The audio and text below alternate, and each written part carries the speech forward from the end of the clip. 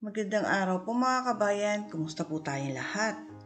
Panahon na naman ng eleksyon sa ating bansa at umpisa na naman ang mga kandidato sa kanilang mga pangangampanya. Subalit meron tayong isang kapansin-pansin na kandidato sa pagka-vice presidente. Ang bukod tanging napakalakas ang kanyang karisma sa sambayan ng Pilipinas. Sino nga ba siya? Bakit lubhang napakataas ng tiwala ng mga Pinoy sa kanya? Tara na mga kabayan ko, ating kilalanin kung sino ba ang ating magiging vice presidente pagkatapos ng eleksyon, kung siya po ay papalarin.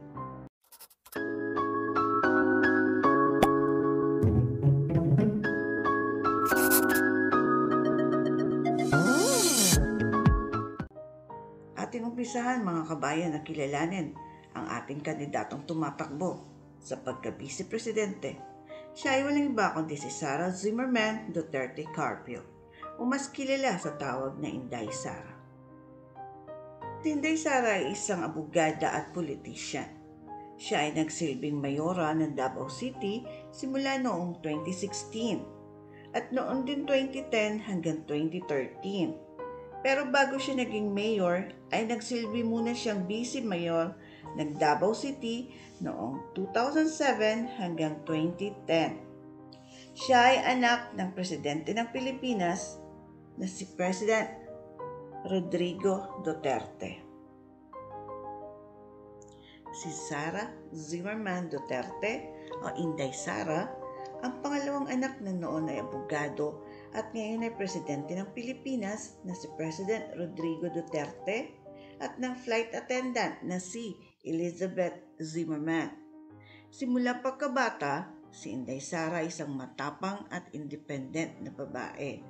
Ang karakter din niyang ito ang dahilan kung bakit ang relasyon nilang mag-ama nung estudyante pa lang siya ay palaging away-bate. Dahil hindi sang-ayon si Inday Sara sa ugali nitong pambababae at ginagabing pag-uwi. Subalit sa kabila nito ay siya pa rin ang paboritong anak ng presidente at binigyan sila ng magandang edukasyon na magkakapatid. Nagtapos si Inday Sara ng kursong BS Respiratory Therapy sa San Pedro College noong 1999. Sa kanyang panimulang pananalita bilang mayor ng Davao City, sinabi niyang ang kanyang orihinal na nais ay maging isang pediatrician sa halip na maging politiko. Tinapos niya ang kanyang law degree sa San Sebastian College, Recoletos noong 2005. Noong taon din yon ay nakapasa siya sa Philippine Bar Examination. Nagtrabaho din siya ng ilang buwan bilang court attorney sa opisina ng Supreme Court Associate Justice Romeo Callejo Sr. Isa rin siyang reserve officer sa Armed Forces of the Philippines bilang koronel. Si Inday Sara ay nanalong vice mayor noon ng isang termino simula 2007 hanggang 2010. Sa ilalim ng pamamahala ng kanyang ama na noon ay siyang mayor ng Davao City. Noong 2010 ay nanalo naman si Sara Duterte Carpio bilang mayora ng Davao City. Siya ang kauna-unahang babaeng mayor ng Davao City at ang pinakabatang nanalong mayor sa history ng Davao City, na nangakong magiging kapaki-pakinabang at maglilingkod sa bansa sa lahat ng oras. Napasa kanyang posisyon na hinawakan ng kanyang ama sa loob ng mahigit na 20 taon. Tinalo niya si House Speaker Prospero Nograles sa eleksyon. Umangat si Inday Sara ng 200,000 na boto noong 2010 election laban kay Prospero Nograles. Nagprotesta si Nograles sa Commission on Election sa Manila sa resulta ng eleksyon at sinabing siya ay dinaya. Noong July 1, 2011 ay nakuha ni Inday Sara ang atensyon ng bansa nang suntukin niya si Abby Andres, isang sheriff sa Davao City Regional Trial Court dahil sa nangyaring pag-iba ng mga barong-barong sa Barangay Kapitan Tomas Monteverde Sr. sa Agdao, Davao City. Dahil bago pa ang pag-iba ay nakiusap si Mayor Sara sa korte at sa mga magigiba na ipagpaliban muna nila ito. Subalit hindi pumayag si Andres, kaya't sumiklab ang galit sa kanya ni Mayor Sara. Noong July 11, ang Sheriff Confederation of the Philippines Incorporated ay nagsubmite ng reklamo laban kay Inday Sara. Noong June 28, 2012, halos isang taon pagkatapos ng panununtok ni Mayor Sara, ay nag-public apology kay Abe Andres at sa pamilya nito. Nagdesisyon si Mayor Sara na huwag tumakbo noong 2013 election para magbigay daan sa kandidatura ng kanyang amang si Rodrigo at tinanggihan din nito ang alok ng ama na tumakbo bilang representative ng 1st District ng Davao City. Ang unang termino niya bilang mayor ng Davao City ay nagtapos noong June 30, 2013. Si Mayor Sara ay isa rin sa siyam na nahalal bilang tagapamahala sa Philippine Red Cross noong 2014. Noong 2015, October ay nagpakalbo si Mayor Sara para makumbinsi niya ang kanyang ama na tumakbo sa 2016 Philippine Presidential Election. Sa kabila ng pag-aatubili ng ama dahil sa kakulangan sa gagamiting pera sa pangangampanya at makinarya sa politika. Tumakbo muli si Inday Sara sa pagka-mayor noong 2016 election at ito'y nanalo. At sa pangalawang pagkakataon ay muli niyang pinalitan sa posisyon ang kanyang ama. Ang kanyang nakatatandang kapatid na si Paulo at pagkaraan ay si Bernard Alag ang kanyang naging bise. Sa ikalawang taon ng termino ni Sara bilang mayor ng Davao City, ay nag-anunsyo ang kanyang amang si Presidente Rodrigo na ang gusto niyang pumalit sa kanya bilang Presidente ng Pilipinas ay ang kanyang paboritong anak na si Inday Sara. Sinusuportahan ng mga Duterte ang political dynasty sa Pilipinas. Nagsaad sila na ang kanilang kulang-kulang na 40 taon na hindi matatawarang pamumuno sa Davao City ay bunga ng pagtitiwala ng tao sa kanilang angkan. Pagkaraan ng 2 buwan matapos iproklama si Inday Sara ni Presidente Duterte bilang kanyang kapalit, ay inilunsad ni Mayor Sara ang tapang at malasakit na samahan na kinabibilangan ng kanyang mga taga-suporta at kakampi. Sinabi ni Inday Sara na wala itong kinalaman sa pangangampanya.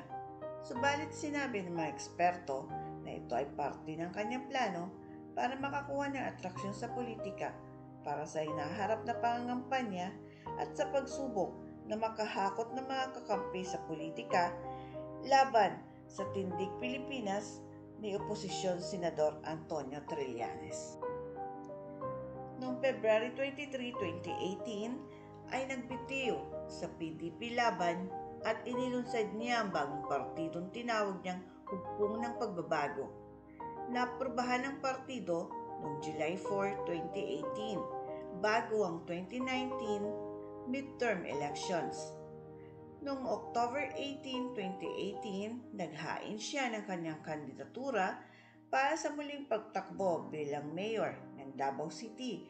Sinabi niya sa isang interview na wala siyang balak bawiin ang kanyang pagtakbo bilang mayor ng Davao at hindi siya makikipagpalitan para tumakbo siya sa pambansang posisyon, gaya ng ginawa ng kanyang ama noong 2016 presidential election.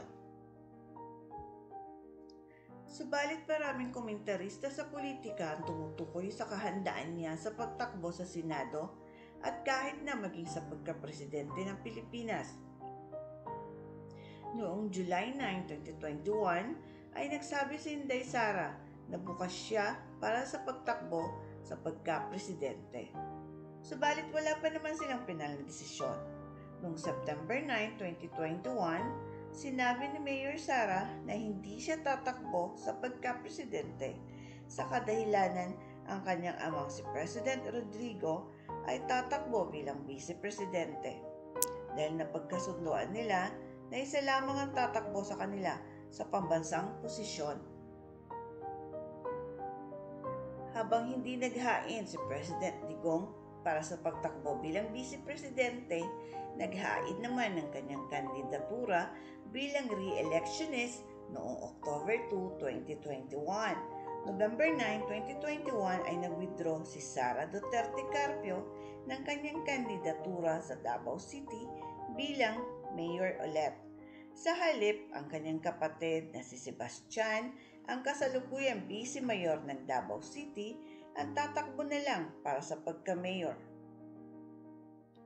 Noong November 11, nagbitiw siya sa hugpong ng pagbabago at sumapi sa Partidong Lakas, CMD. Ito'y nangyari nang siya'y dumalo at maging ninang sa kasal ng anak ng chairman ng Lakas CMD na si Senador Bong Revilla.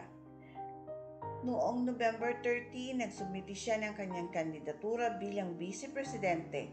Pinalitan niya si Lyle Uy na binawi naman ang kanyang kandidatura.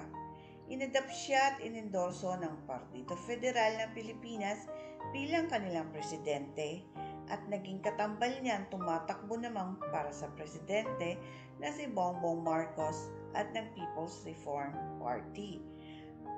November 17 ay naging chairperson siya ng Lakas CMD at pinalitan niya si Bong Revilla.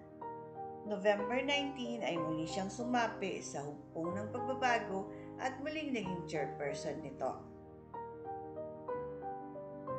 Ikinasal si Sara noong October 27, 2007 sa tulad rin niyang abogado na si Manasseh Mans R. Carpio na nakilala niya sa San Beda University. Nagkaroon sila ng anak, ang kanilang ampon na anak na babae na si Micaela Maria o kaya Sharky at ang kanilang dalawang anak na lalaki na sina Mateo Lucas o kaya Stingray at si Marco Digong o kaya Stonefish. Si Manasseh ang pamangkin ni Ombudsman Conchita Carpio Morales at ni Supreme Court Senior Associate Justice Antonio Carpio.